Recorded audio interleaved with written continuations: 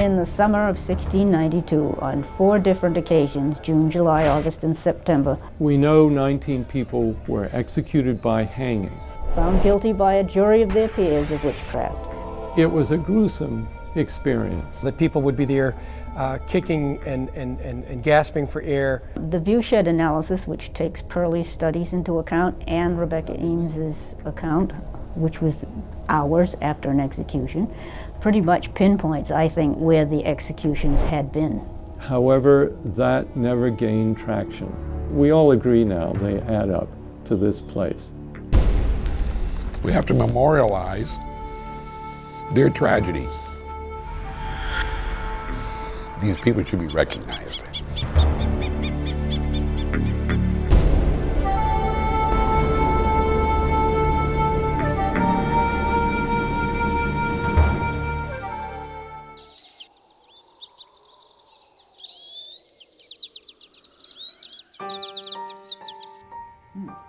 Some title.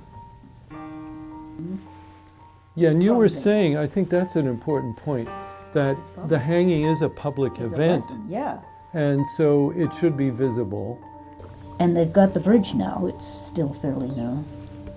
Yeah. Gallows Hill is the location of the execution of the 19 people convicted and executed for witchcraft in Salem in 1692.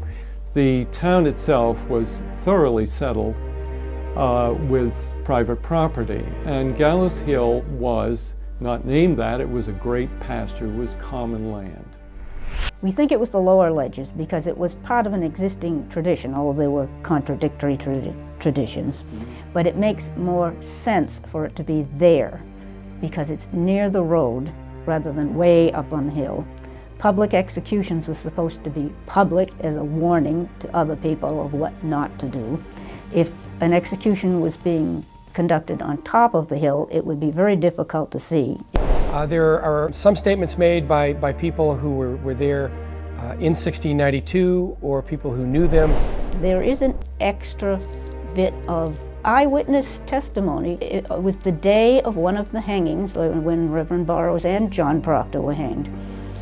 Rebecca Ames of Boxford had been arrested. She's being taken to Salem for questioning. The road leads past Gallows Hill, and as they were coming along, the execution's in progress and her guards want to see it. So they stash her at the house below the hill without describing which one.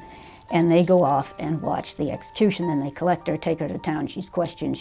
But the magistrate's asking her, did you see anything? And she could see folks in the distance from wherever she was at the house below the hill.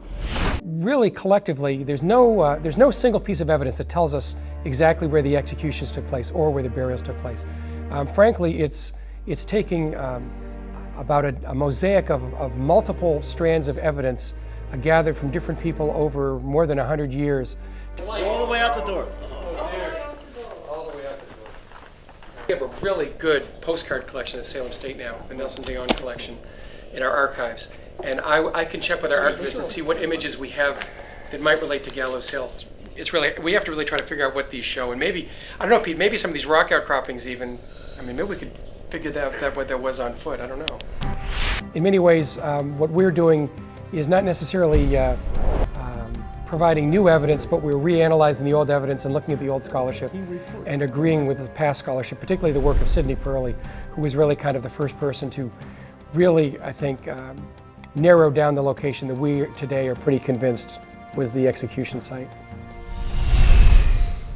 Well, I believe, and the rest of us working on this together believe, that there should be some historical marker at that site, honoring and commemorating those innocents who died.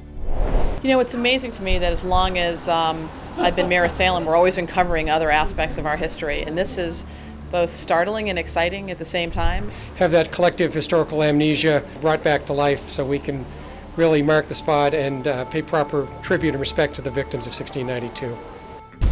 Why Salem is important today is because of acts of individual conscience and resistance to a government that was overreacting out of fear of a global enemy. It's important to know today what happened there for the sake of us and American history. And I think it would be really nice to note that this is the site, just so people will never forget again. It's important that this site is remembered.